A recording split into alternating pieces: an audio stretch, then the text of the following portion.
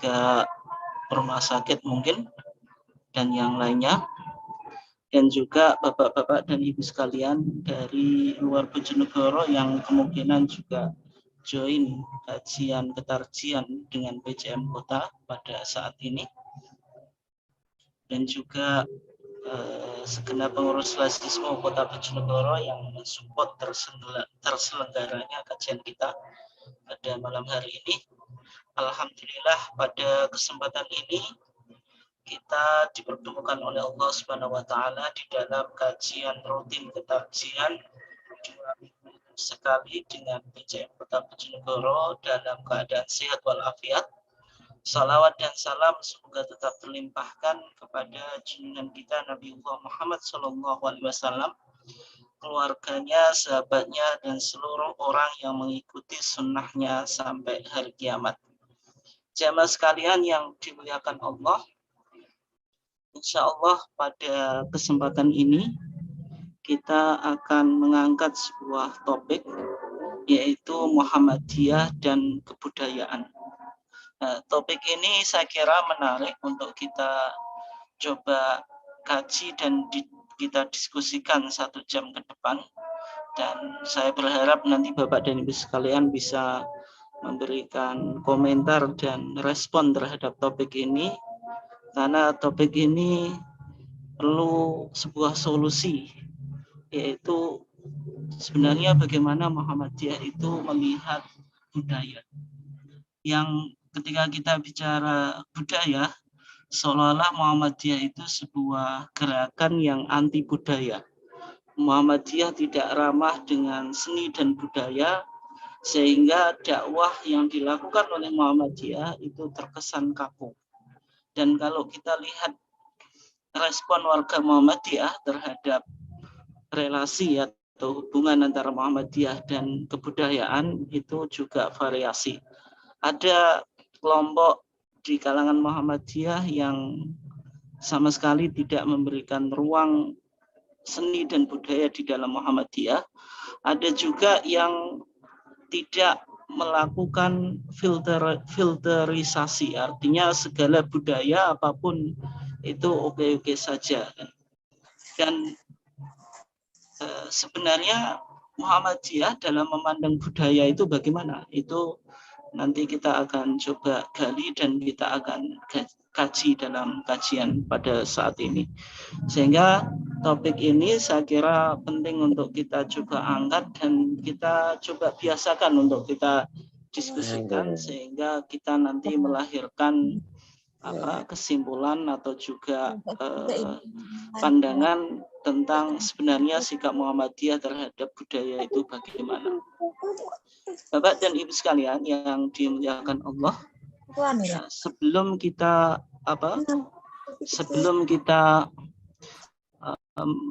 mengkaji topik ini lebih lanjut, yang pertama kita akan coba mulai dulu dengan Muhammadiyah. Apa itu Muhammadiyah?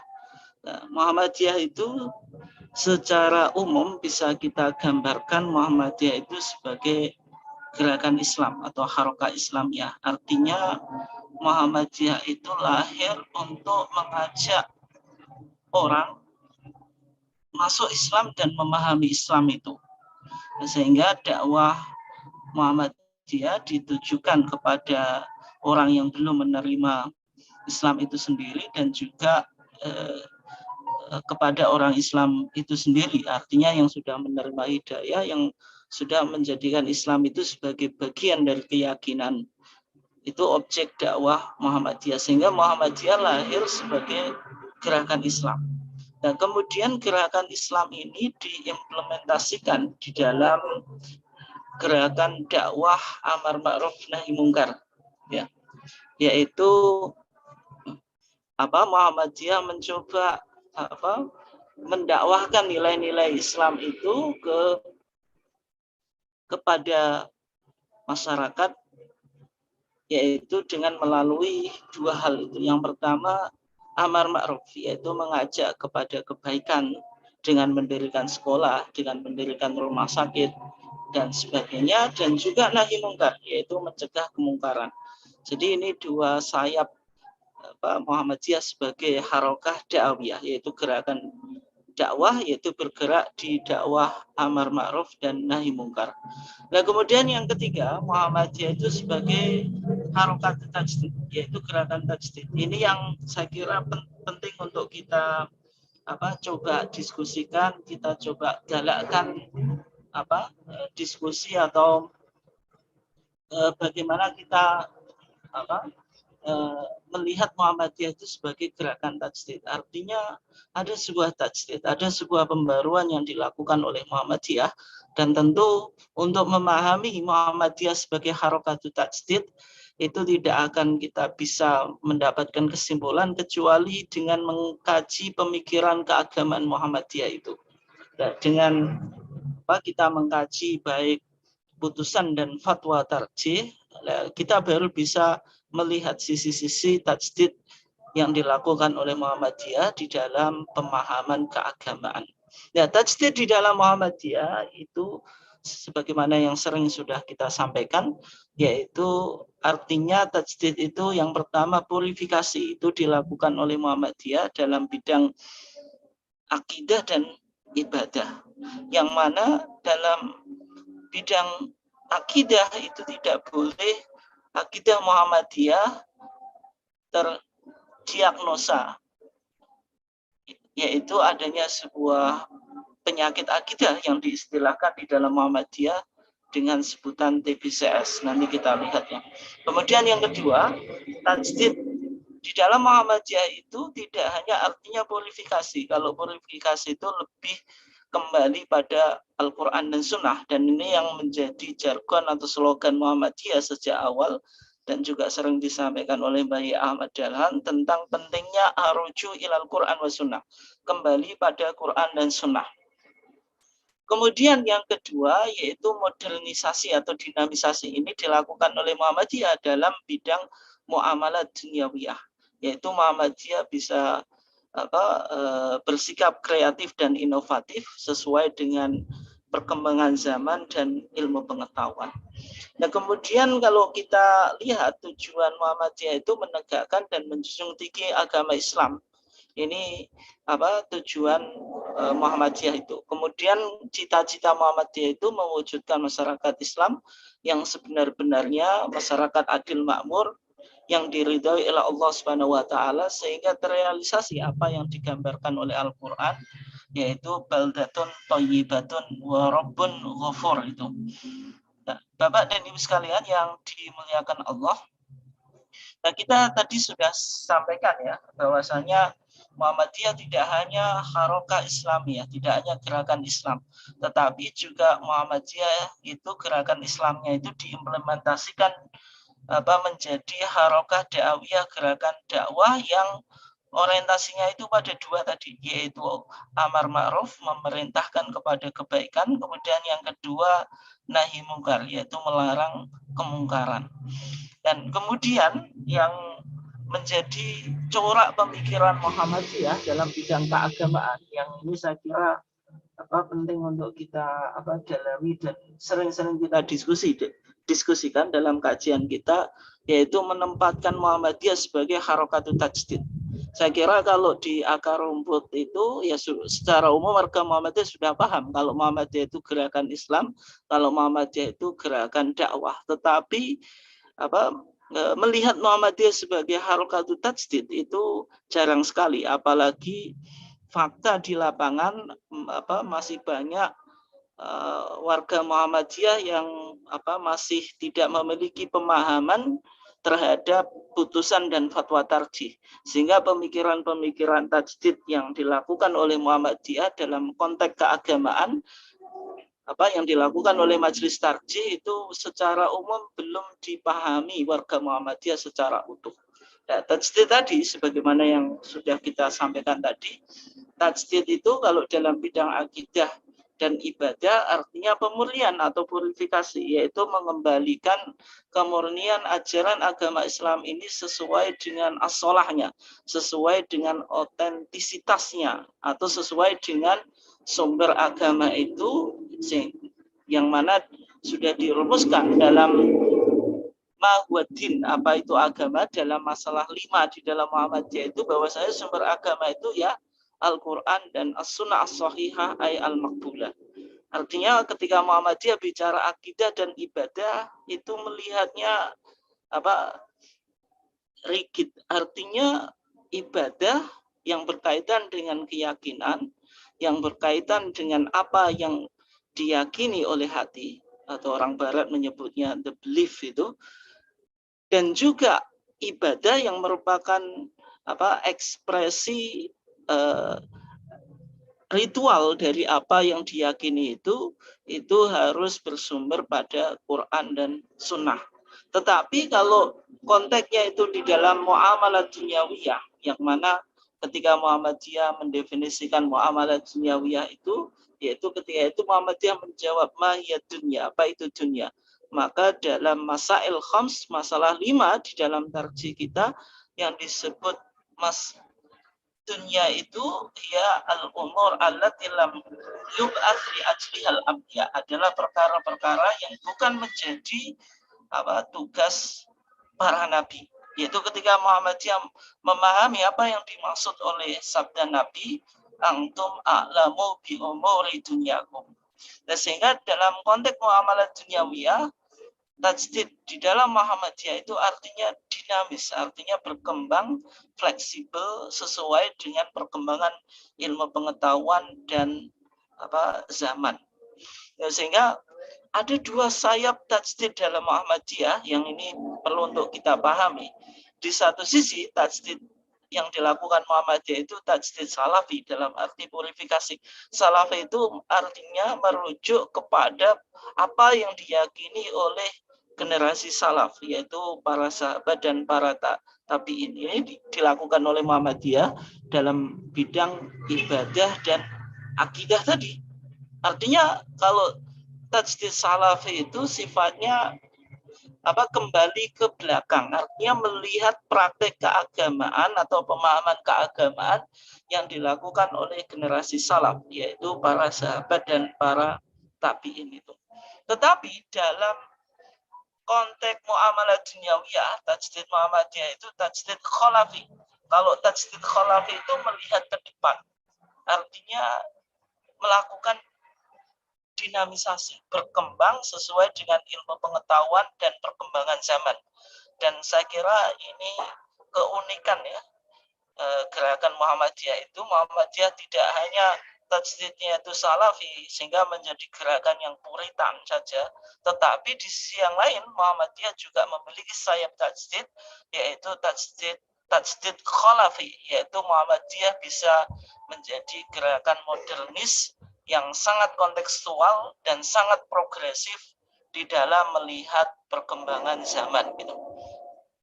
Jamaah sekalian yang dimuliakan Allah, nah, ketika kita bicara tentang tauhid, yaitu tauhidullah, yaitu tauhid kepada Allah, sebenarnya kalau kita lihat di dalam putusan tarjih kita di Solo tahun 1929 tentang al-iman billahi azza wa jalla, di sana Muhammadiyah di dalam memahami Allah itu melihat Allah itu bagaimana? Yang pertama, di dalam rumusan teologi Muhammadiyah ketika bicara tentang iman kepada Allah, di sana dikatakan yajibu alaina an nu'mina billahi rabbina, wajib bagi kita beriman kepada Allah.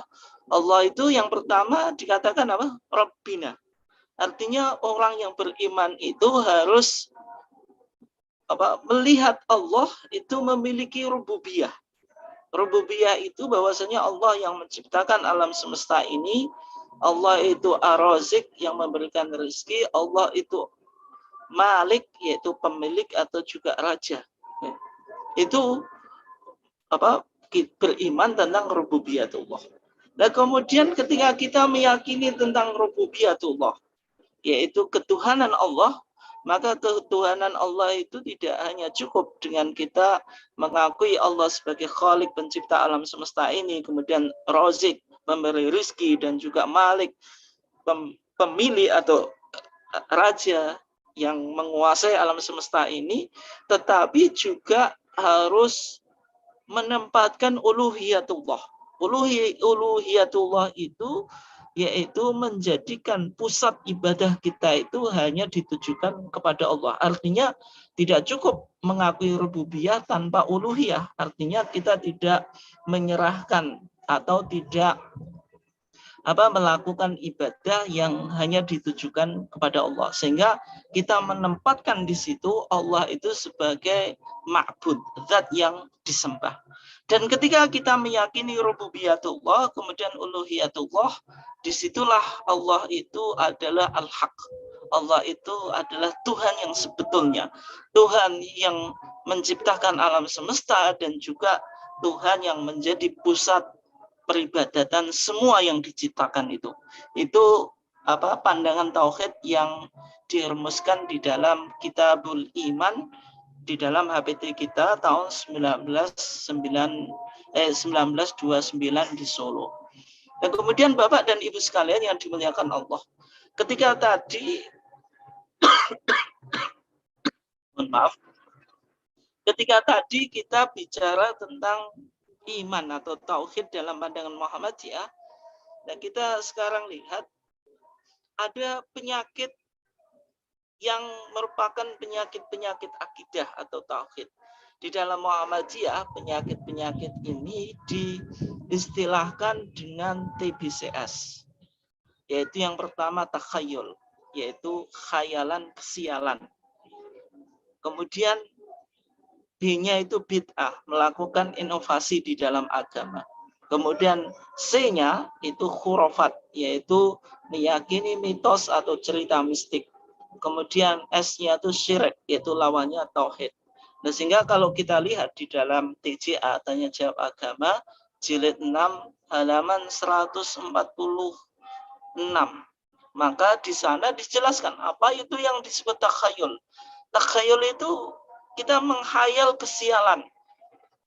Misalnya ada sebuah kepercayaan, adanya khayalan, misalnya ada musibah, ada bencana, dan sebagainya yang dibawa oleh makhluk Allah. Jadi kalau dalam pandangan ketauhidan kita, seharusnya adanya musibah, adanya bala itu ya tentu atas izin Allah, bukan karena sebab-sebab yang lain, tetapi bagi orang yang memiliki pandangan tadi, mempercayai takhayul, maka akan menjadikan makhluk-makhluk itu dianggap membawa kesialan atau ketidakberuntungan. Ya misalnya keyakinan tentang kucing, ketika misalnya kita naik mobil, kemudian mobil kita itu kita tabrak, atau kucing itu kita tabrak, akhirnya kucing itu diambil kemudian dikuburkan, dikasih mori gitu. Dianggap kalau tidak dilakukan semacam itu nanti mobil kita akan nabrak orang. Dan giliran mobil kita nabrak orang, kemudian kita tinggal lari. Itu contoh takhayul ya. Takhayul itu artinya ada sebuah anggapan kesialan. Ya misalnya tentang angka 13 dan sebagainya.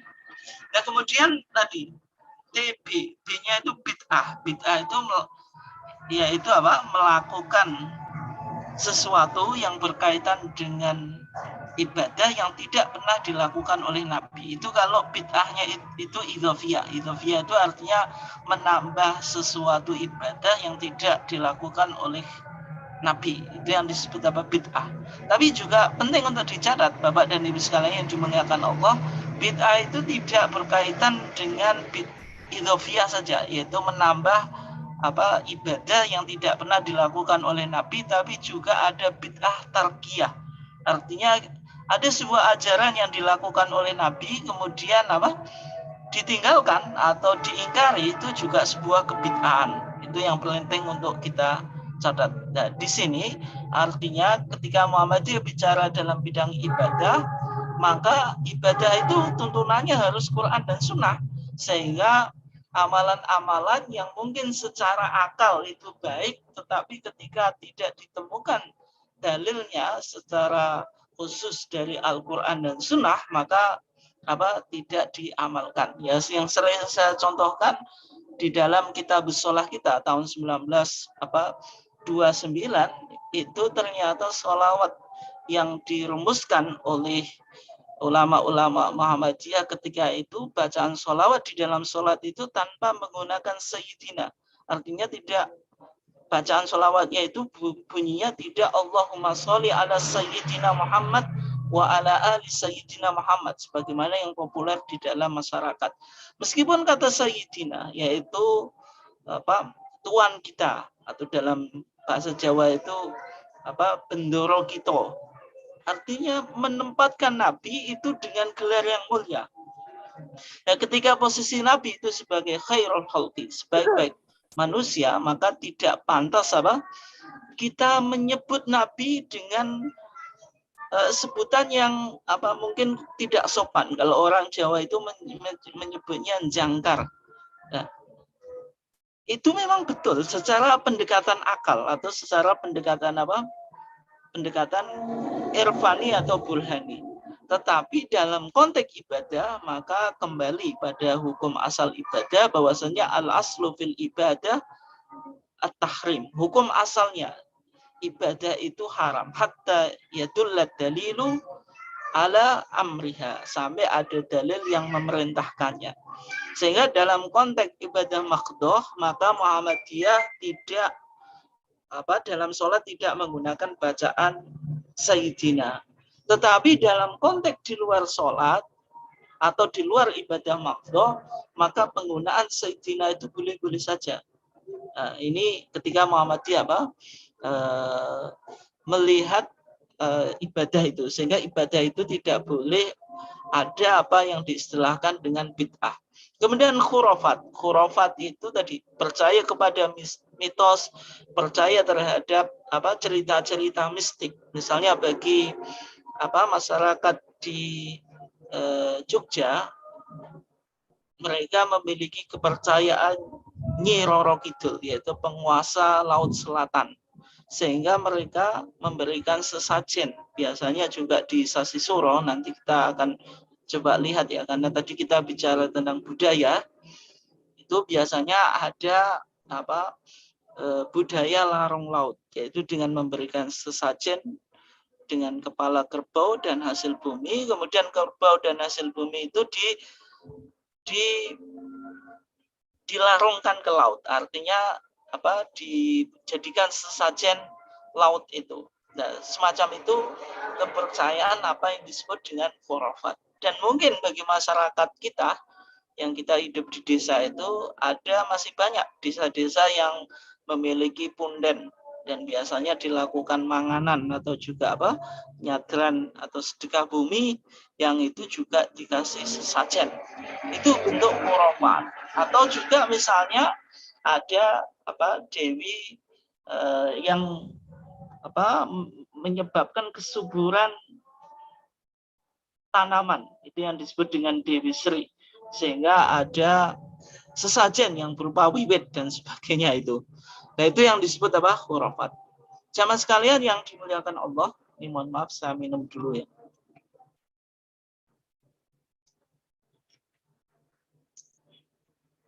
Ketika kita lihat di dalam HPT Jilid 3 ya, di Monas Tarji di Malang tahun 2010. Di sana ada pembahasan bahwasanya dalam pandangan Muhammadiyah agama itu sumber budaya. Artinya di sini penting ya. Ketika kita belajar sosiologi dan antropologi, maka dalam pandangan sosiologi dan antropologi, agama itu diletakkan atau ditempatkan sebagai unsur budaya. Jadi budaya membentuk agama. Tapi dalam pandangan Islam sebenarnya yang perlu untuk kita catat sehingga nanti kita tahu posisi budaya itu di mana. Dan sebenarnya budaya itu lahir dari agama. Budaya itu lahir dari agama. Sehingga agama itu harus menjadi sumber budaya. Bukan budaya itu yang menjadi agama.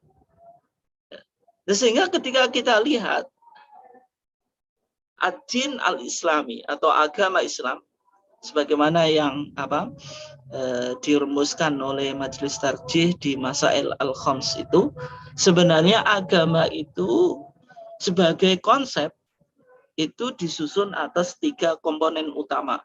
Yang pertama ada yang disebut dengan komponen batiniah. Orang yang beragama itu meyakini tentang tentang sesuatu yang diyakini atau yang gaib. Dalam pandangan Islam itulah Allah gitu. Nah, ini yang diyakini di dalam hati atau di batin itu sebenarnya esensi ketauhidan. Artinya orang yang beragamanya itu diawali dengan keyakinan yang ada di dalam hati. Sehingga orang yang beragama, agamanya apapun itu pasti yang pertama dimulai keyakinan di dalam hati. Nah, keyakinan yang di dalam hati itulah yang disebut komponen batiniah yang merupakan esensi ketauhidan. Kemudian orang meyakini sesuatu di dalam hati itu tidak cukup. Keyakinan yang ia yakini itu harus diekspresikan menjadi sebuah ritual atau dengan melakukan ibadah yang dilakukan oleh badan. Nah, itulah yang disebut komponen simbolik.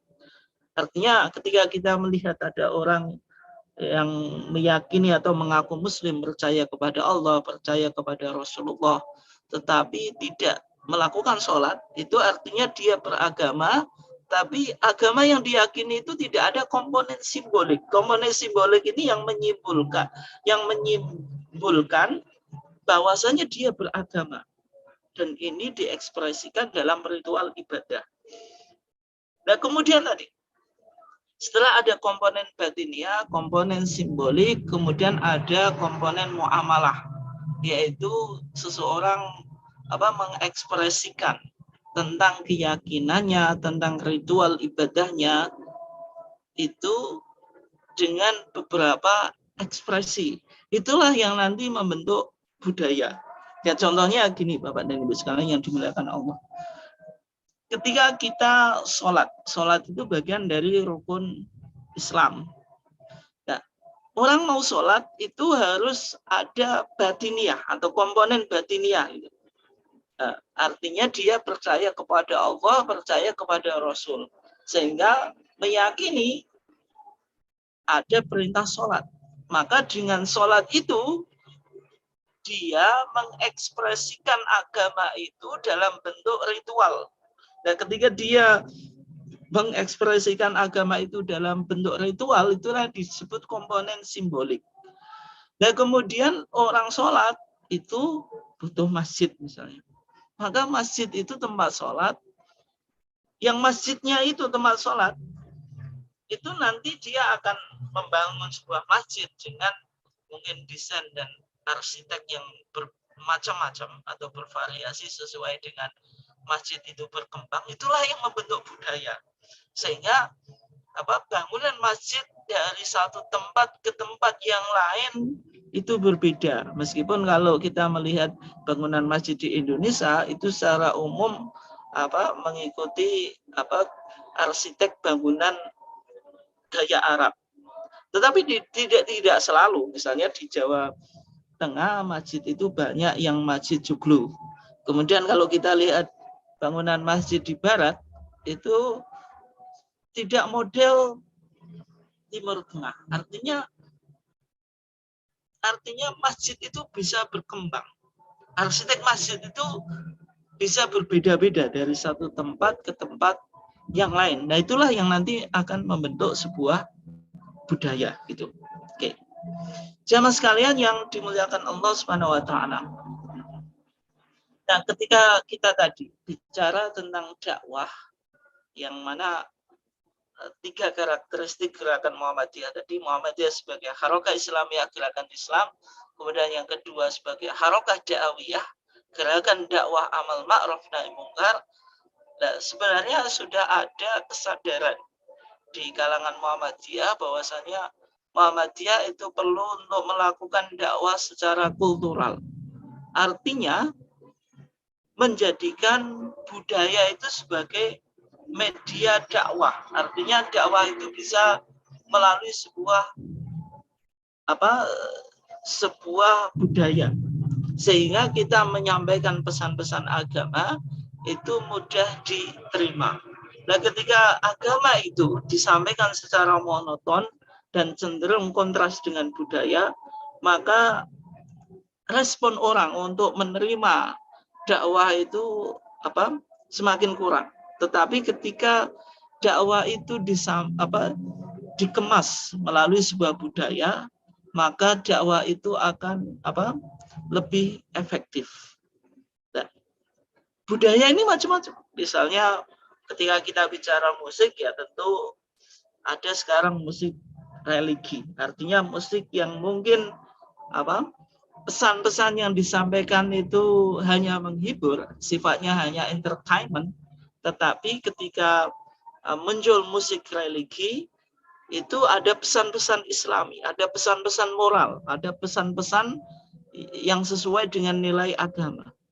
Kemudian di mode, di fashion, ini juga penting. Misalnya bagi ibu-ibu, ya tentu muslimat itu harus menutup aurat. Tetapi di situ boleh ada fashion, ada style, model pakaian. Ya tentu style itu syaratnya ya tidak boleh menonjolkan aurat, kemudian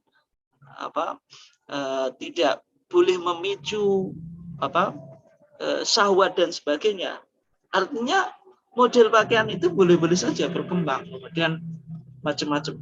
Dan kemudian juga saya kira penting untuk kita melihat budaya yang macam-macam ini, yang harus dijadikan sebagai media untuk dakwah. Nah, ketika kita tadi bicara tentang dakwah kultural di Muhammadiyah, maka sebenarnya ada prinsip-prinsip budaya yang ada di dalam Islam, yang mana kebudayaan itu harus yang pertama disandarkan pada nilai-nilai tauhid dan tidak boleh mengandung unsur-unsur TBCS. Ini semua budaya yang berkembang harus didasarkan pada tauhid, value, nilai tauhid, dan juga tadi tidak ada unsur-unsur TBCS. Kemudian juga menjunjung nilai akhlakul karimah. Ada budaya-budaya yang tidak sopan, sehingga tidak sopan, tidak ada akhlak karimah ini tentu tidak sesuai dengan agama Islam, meskipun itu dianggap baik mungkin di sebuah komunitas. Kemudian budaya harus mendatangkan manfaat dan tidak mengandung mudharatan.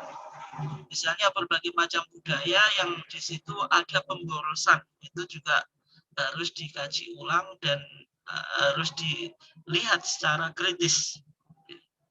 Kemudian Bapak dan Ibu sekalian yang dimuliakan Allah, ketika kita bicara varian budaya di masyarakat, maka budaya itu macam-macam variannya. Ada budaya lokal yang kental dengan nilai-nilai kepercayaan atau agama yang cenderung dimitoskan tadi. Bagi masyarakat Jawa, masyarakat petani meyakini ada Dewi Kesuburan tadi yang disebut dengan Dewi Sri. Sehingga supaya menghasilkan panen yang banyak, maka harus membuat bibit tadi atau sesajen yang ditaruh di pojokan-pojokan sawah itu. Dan kemudian bagi masyarakat yang hidup di Laut Selatan tadi, yaitu ada sebuah mitos yang dibangun, yaitu Nyi Roro Kidul. Kemudian juga di setiap desa itu ada mitos-mitos yang dibangun. Dan sehingga melahirkan budaya, nanti ada punden, kemudian memunculkan sedekah bumi dan sebagainya gitu. Kemudian yang kedua, ada budaya lokal yang mencampur adukkan nilai-nilai Islam dan kepercayaan, animisme dan dinamisme. Artinya di situ terjadi percampuran. Tidak bisa kita katakan budaya itu misalnya warisan Hindu dan Buddha, atau merupakan kepercayaan animisme dan dinamisme. Tapi di situ ada percampuran. Di satu sisi Islami, di satu sisi tidak. Nah, itu juga ada. Kemudian ada budaya global, gitu. Bagaimana musik, mode, fashion, food, lifestyle dan sebagainya. Yang mana kalau budaya global ini sebenarnya itu hukum asalnya boleh, tetapi tadi selama yang pertama tidak mengandung kerusakan, kemudian bahaya, kemudian kedurhakaan atau mengandung sesuatu yang sifatnya itu haram. Nah, musik ini kan tergantung ilahnya dalam HPT kita ketika bicara alatul lahwi, yaitu musik itu, maka tergantung ilahnya. Bagaimana lirik musik itu? Bicara tentang apa? Kemudian fashion juga sama. Kalau fashion yang mungkin tidak menutup aurat, nah ini menjadi budaya global. Orang Islam misalnya memakai fashion dalam berpakaian dengan pakaian yang gaya barat yang tidak menutup aurat, itu tentu tidak sesuai dengan agama Islam. Dan kemudian saya sekedar cerita ya. Misalnya ada sebagian umat Islam yang memandang budaya barat itu semuanya tidak boleh, atau budaya global itu. Misalnya memakai jeans, memakai celana levis gitu. Mungkin di Indonesia di sini orang memakai celana levis itu sebagian orang memandangnya, oh ini tidak baik gitu. Dan ini tidak religius gitu. Dan ternyata ketika kita misalnya hidup di daerah yang musimnya itu ada musim panas dan musim dingin, ternyata pakaian levis itu ketika di musim dingin itu sangat cocok ya. Ketika kita pakai celana yang biasa itu masih dingin gitu. Tetapi ketika kita pakai celana levis, itu dengan memakai celana levis bisa memproteksi kita dari kedinginan. Nah, semacam-macam itu, jadi penilaian semacam itu ya situasional dan subjektif gitu. Sehingga untuk melihat semacam itu artinya tidak bisa digeneralisir. Kemudian Bapak dan Ibu sekalian yang dimuliakan Allah, ini topik yang penting sekali dan juga ini sudah dirumuskan oleh Majelis Tarjih di dalam tuntunan seni dan budaya di Munas Malang tahun 2010 itu. Di sana Muhammadiyah bicara tentang klasifikasi budaya.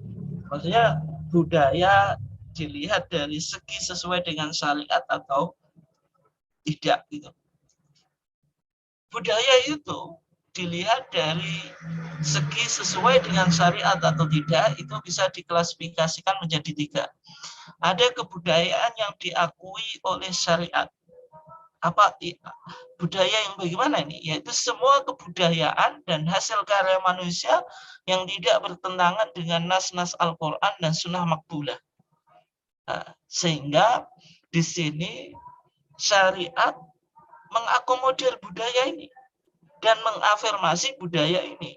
Sehingga di kalangan ahli fikih muncul sebuah kaidah yang disebut al-adatu muhakkamah. Adat atau custom atau tradisi itu bisa menjadi sumber hukum.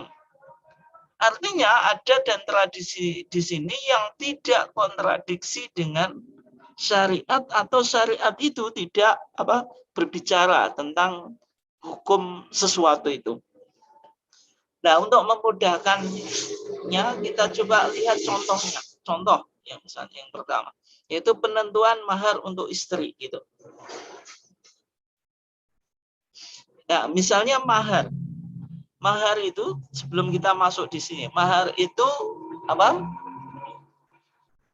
maksimal berapa gitu. Dalam pandangan ahli fikih semuanya maksimal mahar itu tidak ditentukan, tetapi minimal ini yang ditentukan. Misalnya dalam mazhab Malik itu harus rubu' dinar, 1/4 dinar. Dalam mazhab Abu Hanifah itu asyratu danair, yaitu 10 dinar.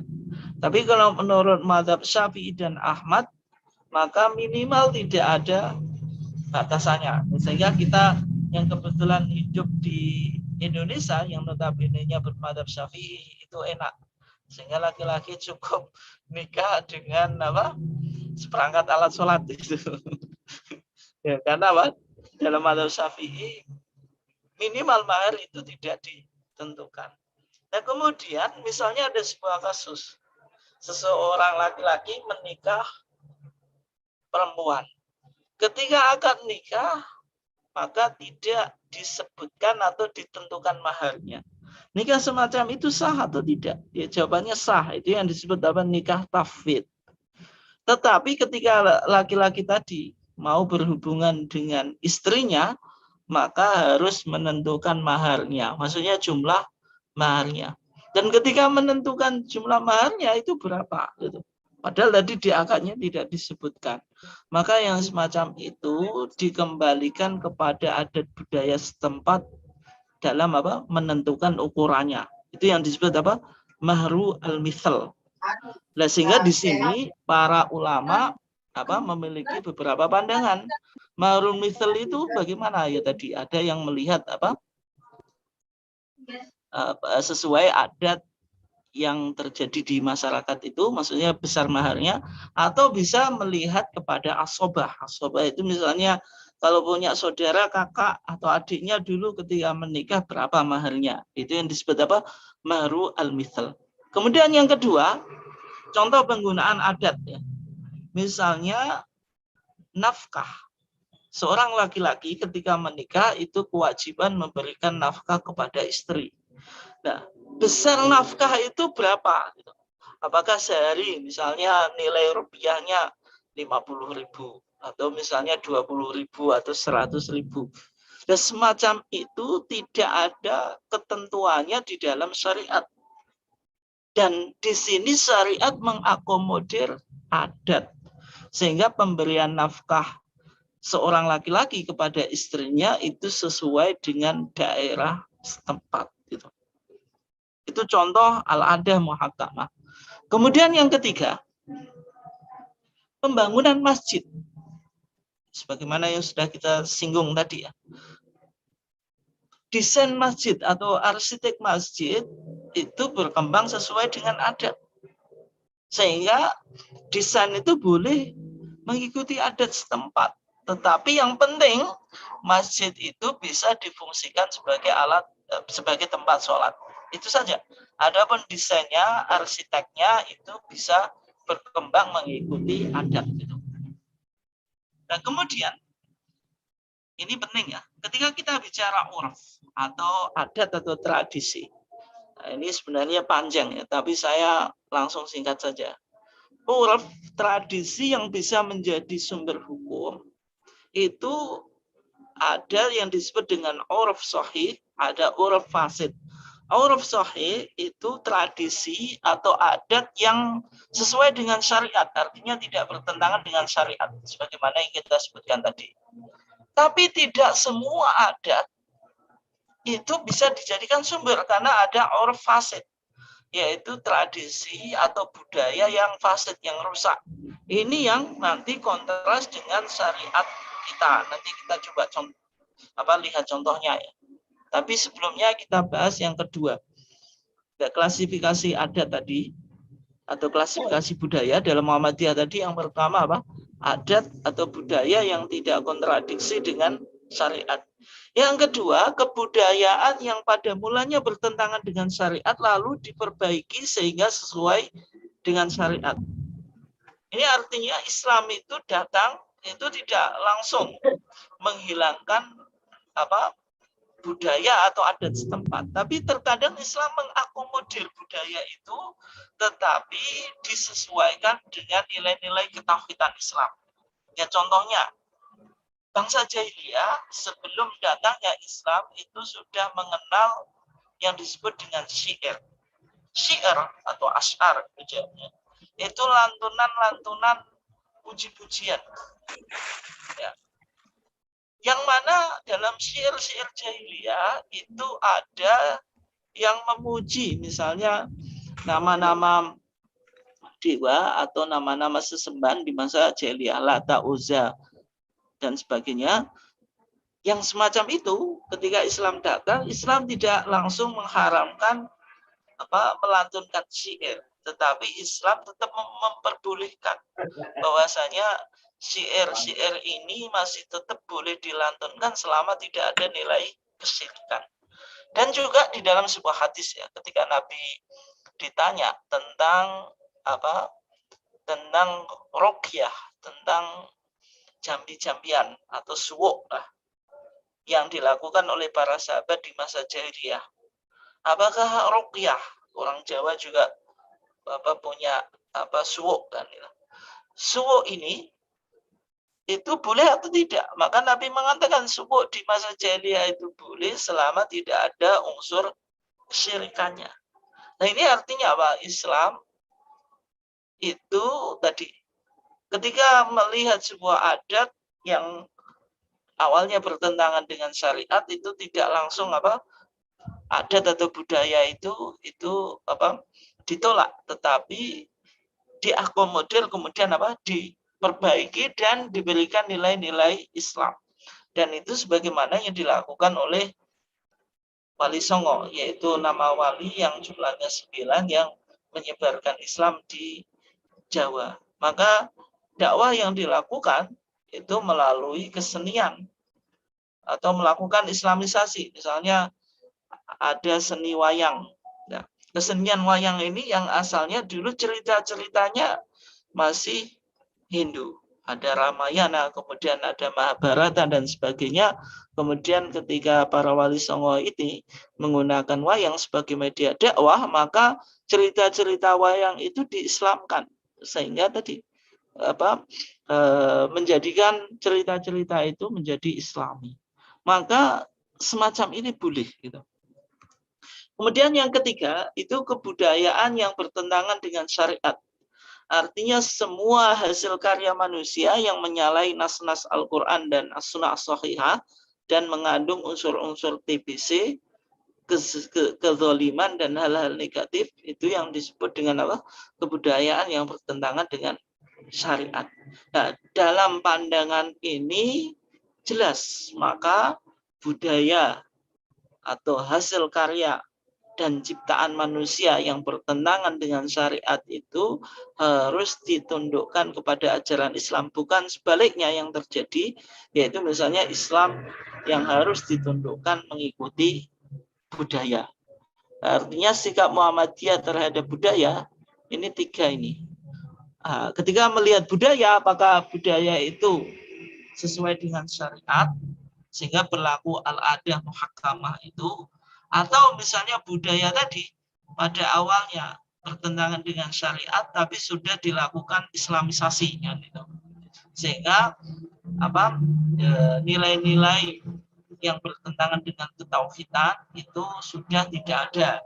Kemudian ataukah misalnya budaya itu bertentangan dengan syariat, maka ketika bertentangan dengan syariat karena menyalahi nusus Asy-Syar'iyyah baik Quran dan Sunnah dan juga mengandung unsur TBCS, maka ketika itu adat atau kebudayaan itu yang harus ditundukkan kepada syariat, bukan sebaliknya, maksudnya syariat atau agama yang ditundukkan pada kebudayaan. Sehingga dalam tuntunan seni dan budaya Islam Munas Malang 2010, maka di situ Muhammadiyah menyontohkan budaya-budaya, ada dua budaya, meskipun budaya ini menjadi ikon wisata atau untuk menarik ikon wisata, untuk menarik para wisatawan asing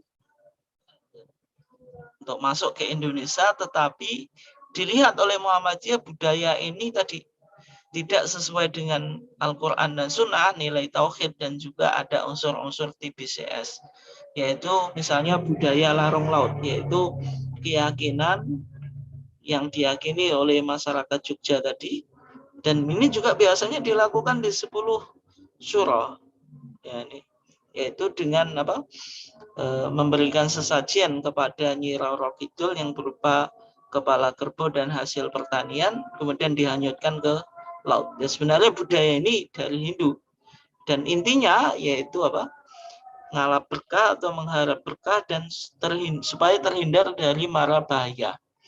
Nah, ini dianggap kontradiksi dengan Al-Quran dan Sunnah, ada nilai TBCS karena dalam pandangan Islam tidak ada selain Allah yang dapat memberikan manfaat dan madharat. Kemudian upacara ngaben ini dilakukan oleh masyarakat Hindu Bali, yaitu orang meninggal itu dibakar. Yang mana dalam keyakinan Hindu, ketika dibakar maka orang yang meninggal itu akan masuk ke dalam sebuah alam yang disebut alam nirvana. Nah, keyakinan semacam ini meskipun menjadi ikon budaya dalam tuntunan seni dan budaya Islam Monas Malang 2010, ini dianggap budaya yang berlawanan dengan Al-Quran dan Sunnah dan TBCS, dan juga budaya yang tidak membangun peradaban. Kenapa demikian? Ya, karena orang meninggal itu harus diperlakukan sebagaimana ia hidup. Ketika orang dibakar, maka tidak memperlakukan orang yang meninggal itu secara baik. Nah, itu diantaranya. Yang kedua tadi, ada unsur mubadir, yaitu menghamburkan dana yang luar biasa.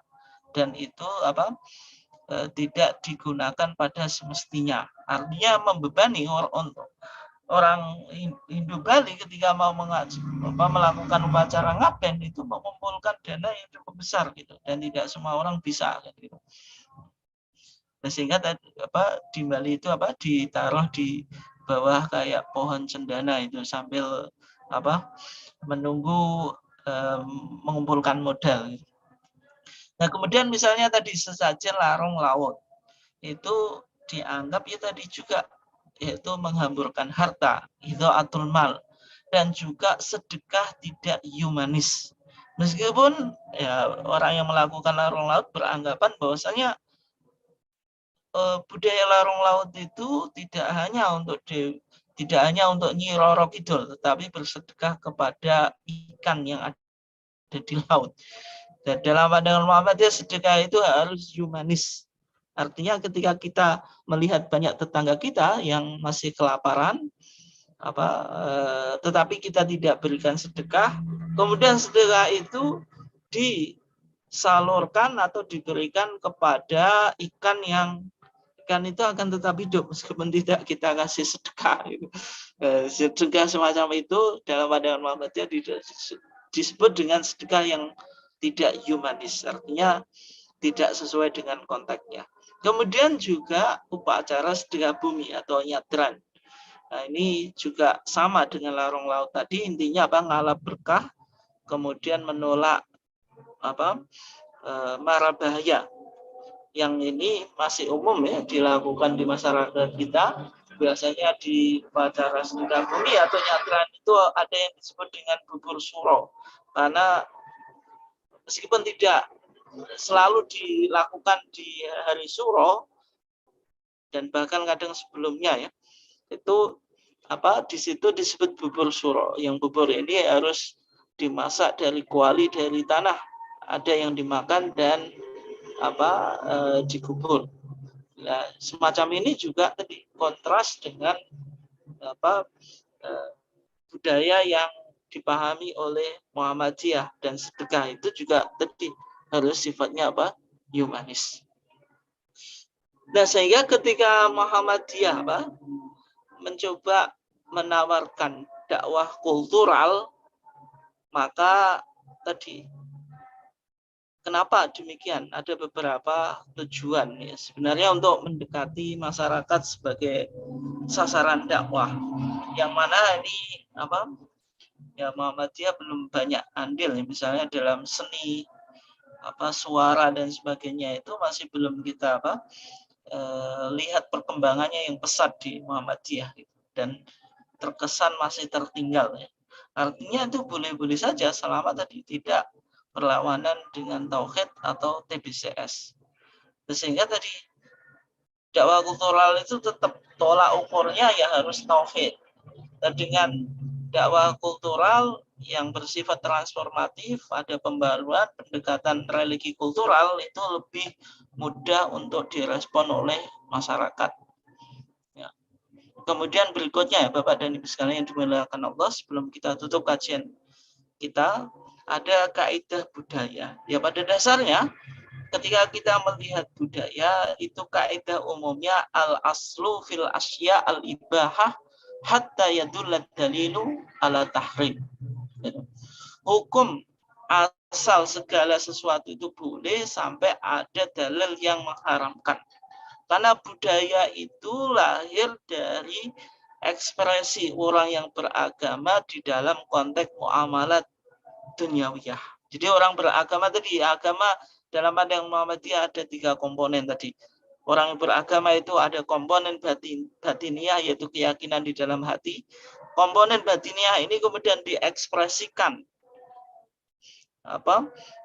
menjadi sebuah ritual ibadah. Kemudian ritual ibadah ini nanti melahirkan komponen muamalat, dan ketika agama sudah masuk di dalam konteks muamalat duniawiyah maka akan melahirkan sebuah budaya gitu. Nah, sehingga budaya yang diapresiasi oleh Muhammadiyah, kesimpulan kajian kita, ya tentu yang pertama sesuai dengan nilai-nilai Islam dan tidak bertentangan dengan Al-Quran dan As-Sunnah Maqbulah. Yang kedua, budaya tadi meningkatkan keimanan dan tidak mengandung unsur yang disebut dengan TBCS. Artinya ketika menjadikan seni itu sebagai budaya yang islami, dimasukkan nilai-nilai keislaman, pesan-pesan Islam, dengan orang mendengarkan misalnya tadi musik yang islami itu meningkatkan keimanan, tapi ini konteksnya muamalat duniawiyah, tidak bisa dibawa ke ibadah, maka itu boleh. Kemudian menumbuhkan kebersihan jiwa dan kemaslahatan serta tidak mengandung unsur kezaliman dan kerusakan. Ini penting, sehingga misalnya ketika kita bicara musik, maka musik itu liriknya isinya apa? Ini membawa pada nilai edukasi atau justru memancing orang melakukan kemaksiatan. Nah, ketika tadi berarti kan musik dalam pandangan Muhammadiyah itu kan berdasarkan ilahnya, yaitu kausa hukumnya, ini mengarah kepada yang positif atau negatif, mengandung unsur ketauhidan atau mengandung unsur TBCS gitu. Kemudian yang keempat, menghasilkan kebajikan dan menambah ingat kepada Allah dan tidak mengandung unsur maksiat dan melalaikan. Ini contohnya ketika ulama abad pertengahan misalnya mengharamkan catur, disebut syatronji. Ya, alasan mereka mungkin pada waktu itu sangat kontekstual, karena ketika orang bermain catur maka akan menyebabkan lalai beribadah. Maka ketika kita lihat di buku-buku kitab kuning itu hampir semua ulama itu mengharamkan apa yang disebut dengan satranji. Satranji itu catur. Tapi dalam konteks sekarang catur itu bisa menjadi perlombaan. Artinya bukan catur itu keharamannya bukan pada zatnya, tetapi ketika catur itu menyebabkan seseorang lalai, misalnya waktunya sholat kemudian tidak sholat, ketika orang suka catur, etos kerja menjadi berkurang, yang seharusnya bekerja untuk menafkahi istri dan anak, kemudian karena hobi catur, waktunya habis di situ. Dan semacam itu bisa menjadi haram. Ya, mungkin Bapak dan Ibu sekalian, itu kajian kita pada malam hari ini, dan memang topik kita butuh banyak diskusi dan masukan dari Bapak dan Ibu sekalian, karena kita tidak bicara sebuah topik yang sebagaimana umumnya. Mungkin demikian Bapak dan Ibu sekalian, silahkan kalau ada yang ingin menyampaikan tanggapan dan juga pertanyaan, monggo. Mungkin saya Pak Ustadz. Monggo Pak Sugeng. Assalamualaikum Pak Ustadz. Selama ini saya itu pernah jumpa dengan teman-teman, dia itu kadang-kadang rumahnya jauh ya, mungkin Kalimantan, Sulawesi atau apa, kerja di Bojonegoro. Lah suatu saat dia itu tidak pernah pulang, tapi dia di Bojonegoro itu kawin kontrak. Salah satunya itu dia kawin kontrak mungkin tanpa ada wali nikah mungkin ya. Lah seperti ini, katakan dari pihak perempuan, dia itu sampai melahirkan anak. Nah, seperti ini bagaimana Pak Ustadz kira-kira?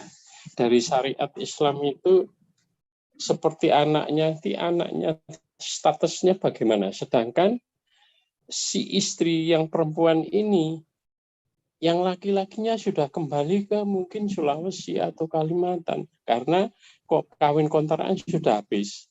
Bagaimana Pak Ustadz seperti ini? Terima kasih. Assalamualaikum warahmatullahi wabarakatuh. Waalaikumsalam warahmatullahi wabarakatuh. Oke. Ya mungkin ada budaya yang berkaitan dengan kawin kontrak itu di puncak Pak, di Bogor itu ya biasa dilakukan di sana, dan itu cukup terkenal ya, ada satu kampung dan memang gadis-gadisnya rela untuk dikawin kontrak dengan masa tertentu, dan karena imbalan yang luar biasa ketika habis waktunya maka akan ditinggal oleh suami. Dan dalam pandangan Syiah itu ada yang disebut nikah al-mut'ah. Nikah mut'ah itu ya hampir sama dengan kawin kontrak itu, karena pernikahan dilakukan bukan untuk selamanya, tetapi sifatnya itu temporer sesuai dengan kesepakatan itu. Nah, nikah mut'ah itu memang pada masa Islam itu sebenarnya diperbolehkan, apalagi konteksnya ketika itu peperangan, sehingga para sahabat ketika berperang dengan jarak yang jauh, kemudian jauh dari keluarga, maka kebutuhan biologis itu penting, sehingga Islam ketika di masa itu membolehkan apa yang disebut dengan nikah mut'ah. Tetapi nikah mut'ah ini kemudian dinasakh itu dihapus, dan karena dianggap hukum itu kan bisa berkembang, artinya sudah tidak relevan. Nilai nikah itu atau esensi nikah itu ya sebuah ikatan suci yang diharapkan permanen dalam pandangan Islam, meskipun Islam tetap membolehkan talak ya, bukan sebagaimana agama Kristen yang tidak boleh nikah itu ya satu kali, bukan semacam itu. Tetapi tolak itu kan abghadu halalin indallahi at-talaq, yaitu yang paling dimurkai, sesuatu yang paling dimurkai oleh Allah itu adalah tolak. Berarti sesuatu yang halal tapi dimurkai. Artinya tetap dalam pandangan Islam nikah itu bukan untuk sementara, tetapi dalam bahasa Al-Quran banyak mitsaqun ghalidha, yaitu perjanjian yang kokoh antara seorang laki-laki dan istri. Artinya tujuan nikah itu ya untuk jangka yang akan panjang. Nah, sehingga dalam pandangan RJ Pak, di HPT jilid 3 ya bisa dilihat tuntunan keluarga sakinah.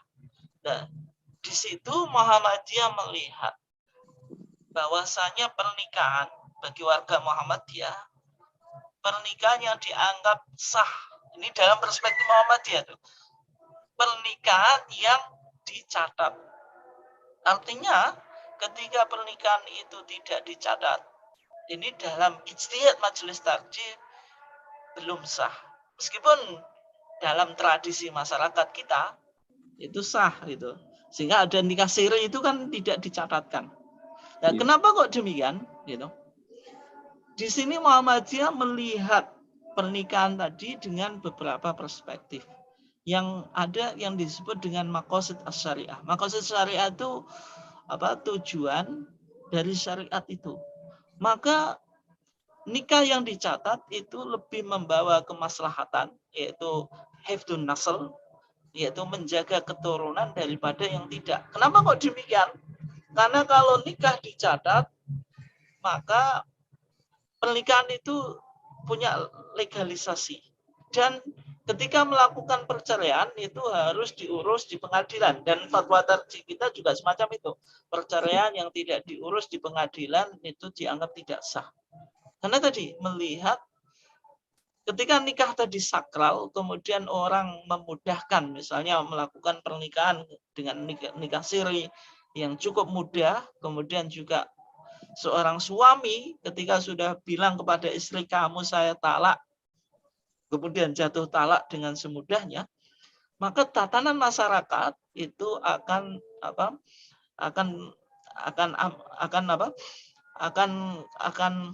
akan chaos gitu. Dalam arti akan rusak gitu. Sehingga tadi dengan melihat masalahnya, maka di dalam putusan tarjih kita pernikahan itu harus dicatat. Yang kedua, Bapak dan Ibu sekalian yang dimuliakan Allah, ketika Allah Subhanahu wa taala berfirman, ya ayyuhalladzina amanu idza tadayantum bidainin ila ajalin musamma faktubu. Dalam surah Al-Baqarah itu kan dikatakan, wahai orang-orang yang beriman, jika kamu berhutang dalam tempo tertentu faktubu, maka dulu disuruh menulis gitu. Kita punya hutang saja itu disuruh menulis. Nah, padahal antara hutang dengan nikah itu lebih sakral nikah. Dalam arti hutang itu kan interaksi yang dia sifatnya temporer. Tapi ketika kita nikah, maka istri itu harus bukan untuk temporer tapi untuk selamanya. Nah, di situ Muhammadiyah menggunakan kias aulawi. Kias aulawi itu mengkiaskan sesuatu kalau yang ada nasnya di Quran dalam konteks tadi berhutang saja suruh menulis, nah apalagi nikah. Berarti nikah lebih pantas untuk ditulis ketimbang orang berhutang kepada orang lain. Ya. Nah, dari sini maka tadi Muhammadiyah dalam putusannya yaitu tuntunan keluarga sakinah di APT Jilid 3 melihat bahwasanya nikah yang tidak dicatatkan itu tadi dianggap dalam konteks Muhammadiyah itu bermasalah ya. Dan sehingga warga Muhammadiyah itu wajib mencatatkan pernikahannya kepada pihak yang berwenang. Dan sehingga kalau tadi mencoba menjawab yang disampaikan pertanyaan disampaikan oleh Pak Sugeng tadi, ya kalau kita melihatnya perspektif Muhammadiyah, seharusnya nikah semacam itu tidak dilakukan karena tadi maslahatnya tidak membawa kemaslahat dan riskan terhadap tadi kedoliman, kedustaan dan sebagainya. Karena ibadah nikah itu kan untuk jangka waktu yang cukup lama gitu. Mungkin demikian Pak ya, kurang lebihnya. Terima kasih atas pertanyaan yang disampaikan. Monggo Bapak dan Ibu sekalian yang dimuliakan Allah. Mungkin ada yang ingin disampaikan atau ditanyakan? Saya Tat. Monggo Pak. Nggih. Masalah sunnah ya. Masalah sunnah, apakah kesunahan itu apa yang dilakukan oleh Rasul itu sampai membuat logikanya nggak masuk sih sebenarnya, sampai masuk ke tahapan haram, finar seperti itulah. Contohnya isbal, contoh aja isbal. Itu kan sunnah ya, kesunahan. Tapi belakangnya itu kok nar. Itu cara memahaminya bagaimana? Seperti itu. Terima kasih. Ya. Nah, terima kasih nih Pak Direktur Lazismu yang menyampaikan pertanyaan ya tentang mungkin ini budaya fashion ya yang berkaitan dengan cara berpakaian ya. Yaitu misalnya cara berpakaian yang isbal itu pakaiannya di bawah mata kaki. Artinya kalau mungkin Bapak dan Ibu celananya itu Bapak ya, celananya itu di bawah mata kaki, atau mungkin lengan bajunya itu melebihi dari pergelangan tangan. Itu yang disebut dengan isbal. Nah, dalam hadis yang dikatakan ma asfala minal ka'baini fa finnar. apa yang berada di bawah kedua mata kaki fafinar, maka di dalam neraka. Tetapi hadis ini, apakah ini punya ilah? Ilah itu kausa hukum atau yang melahirkan hukum semacam ini. Kenapa kok Nabi bilang demikian? Ya ternyata dalam fatwa tarjih, kalau nggak salah ini ditanya jawab jilid 6 ya, nanti Bapak dan Ibu sekalian bisa dilihat. Maka dalam manhaj tarjih, ketika Muhammadiyah melihat sesuatu, itu pendekatannya apa? Ada yang disebut induktif tematis. Artinya hadis yang berbicara dalam satu tema itu dikumpulkan, dalam artian tidak melihat satu hadis kemudian disimpulkan sebuah hukum, tidak. Tetapi hadis-hadis yang berbicara tentang satu tema itu dikumpulkan. Artinya tadi tidak memakai satu hadis tadi, ma asfala minal ka'baini fa finnar, apa yang berada di bawah kedua mata kaki kemudian dinar, artinya orang yang tidak cingkrang itu finar, di dalam neraka, tidak semacam itu. Tetapi ditemukan hadis yang lain. Di sana Rasulullah bersabda, man jaro thawbahu khuyala, siapa yang memanjangkan kainnya khuyala, karena rasa kesombongan, lam yang durillahu, maka Allah tidak akan melihatnya, wala yukallimuhu yaumal qiyamah, dan Allah tidak akan berbicara kepadanya pada hari kiamat. Nah, dalam hadis ini kan dikontekkan kepada sifat kesombongan yang menunjukkan budaya berpakaian di zaman Nabi. Ketika orang berpakaian itu melebihi pada umumnya, misalnya apa? Di bawah mata kaki itu ada unsur kesombongan. Terutama masyarakat ketika itu, maka orang yang sombong, orang yang kaya itu ditunjukkan dengan cara berpakaiannya. Gitu. Sehingga Nabi tadi melarang, yaitu ada sebuah pesan, ada sebuah akhlak, sebuah etika yang ingin disampaikan, bahwasanya orang Islam itu harus menjaga tadi. Dalam arti tidak boleh sombong, tidak boleh merasa kaya dengan berpakaian yang yang menyalahi tradisi Islam atau budaya Islam tadi. Budaya yang ingin ditampilkan oleh Islam. Nah, itu dalam kasus isbal. Tapi kemudian tadi, ini sunnah. Sunnah itu maksudnya, sunnah itu macam-macam ya. Kalau misalnya sunnah dalam fikih itu ma yusabu fa'iluhu wa la yu'aqabu tarikuhu. Sesuatu yang pelakunya itu dikasih pahala, dan kalau meninggalkannya itu tidak disiksa. Itu sunnah dalam pandangan fikih gitu loh. Sunnah dalam pandangan apa? Fikih. Sunnah itu sama dengan mustahab, sama dengan tatawu, sama dengan fadilah dan sebagainya. Itu dalam fikih. Gitu. Tetapi sunnah yang dimaksud di situ, kalau sunnah dalam pandangan ahli hadis, sunnah itu sesuatu yang dilakukan oleh Nabi gitu.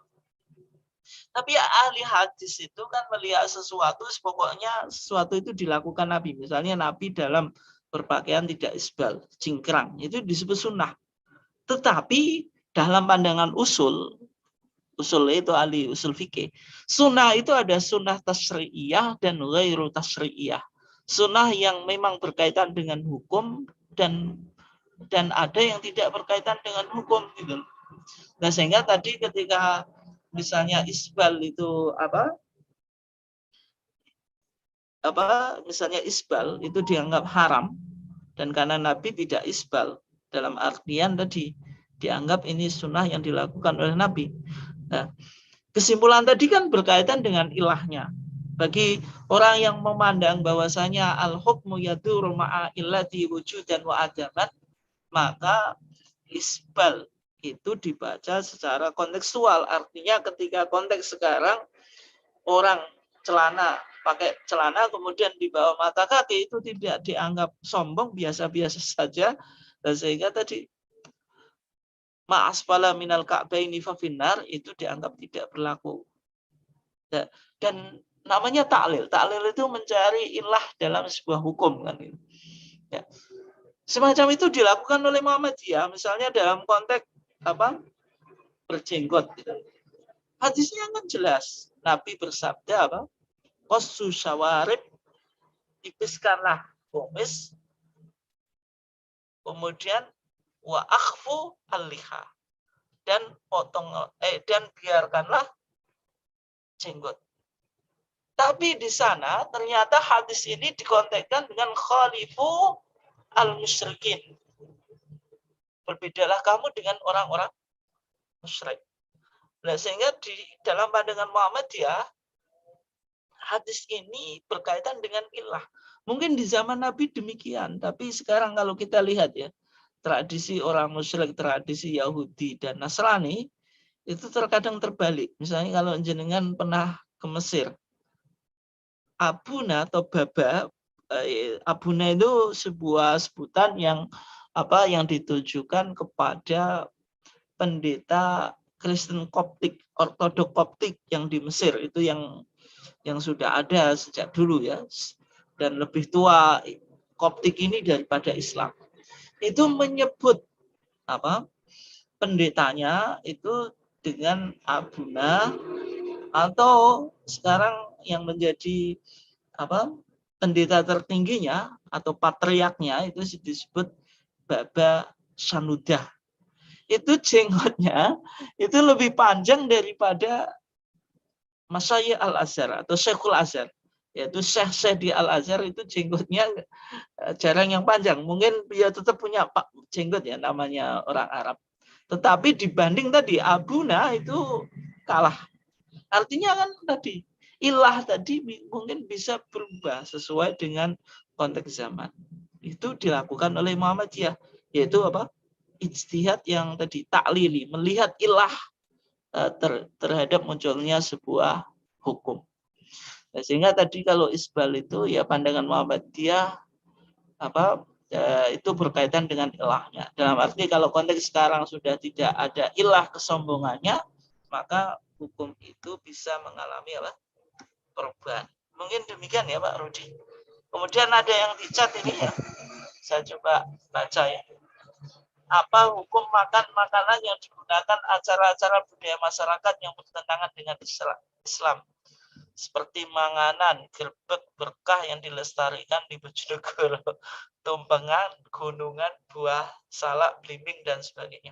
Ya, sebenarnya kita pernah bahas ya dalam masalah ini tentang sembelihan ahlul kitab, kemudian juga sesajen. Nah, ketika kita tahu ya, misalnya makanan itu, misalnya kalau hewan kan harus disembelih.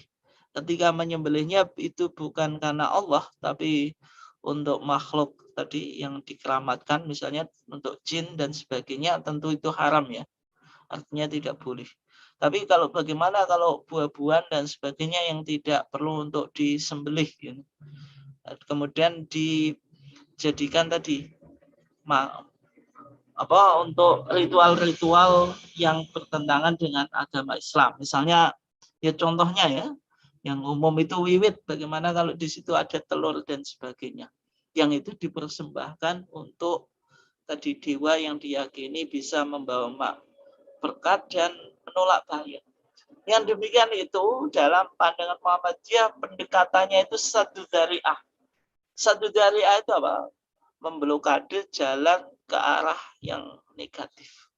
Artinya meskipun makanan itu hukum asalnya halal, tetapi makanan itu digunakan sebagai sesajen terhadap tadi benda-benda yang atau makhluk-makhluk atau dewa-dewa yang dianggap keramat, itu dalam pandangan Muhammadiyah itu sebaiknya dihindari.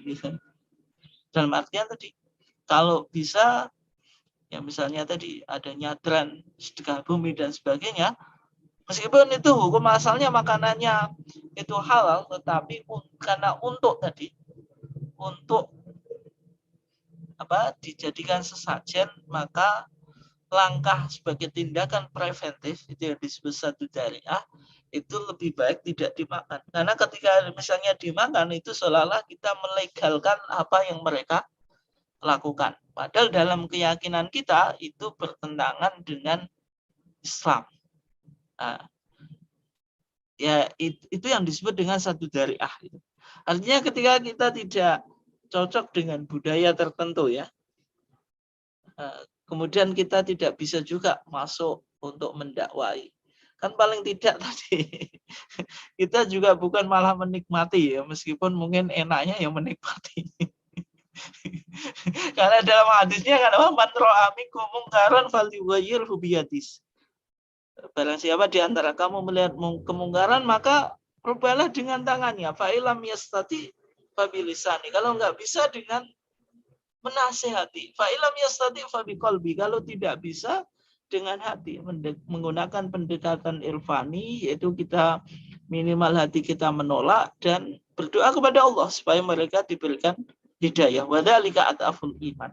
Nah, dalam konteks mengingkari kemungkaran ketika kita tidak mampu, ya minimal tadi ketika kita misalnya tidak ikut makan, meskipun itu ya syubhat, taruhlah syubhat. Artinya makanan itu tidak jelas juga kan gitu. Misalnya ketika orang tadi manganan, nyadran, itu ada sembelihan ayamnya. Ketika menyembelih itu ditujukan kepada Allah atau kepada misalnya Mbah Danyang yang bau rekso dan sebagainya kan kita nggak tahu. Tetapi itu konteksnya tadi budaya yang masih mix, artinya mungkin ada pergeseran makna, nyadran dengan konteks dulu dengan sekarang mungkin mulai berubah, tapi di situ masih ditemukan unsur-unsur TBCS. Ya, sebagai tindakan preventifnya ya sebaiknya tidak dimakan. Itu saya kira lebih aman ya daripada kita nggak cocok dengan suatu budaya tapi malah kita menikmati gitu. Mungkin demikian ya. Siapa dari siapa tadi, Bu Farida ya.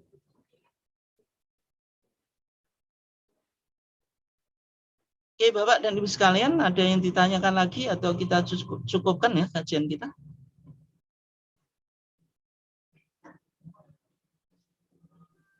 Cukup, Pak. Oke ya, kita cukupkan.